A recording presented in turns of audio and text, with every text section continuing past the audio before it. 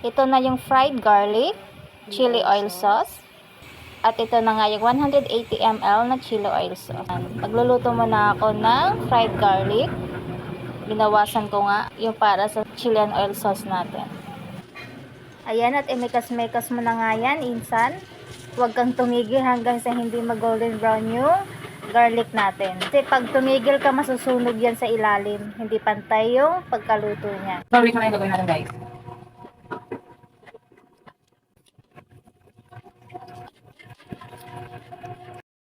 Para to sa paris. Ang topping sa paris.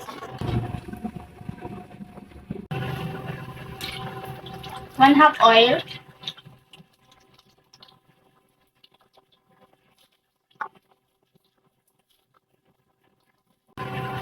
Initin na natin yung oil. Ayan, nainit na nga yung oil natin at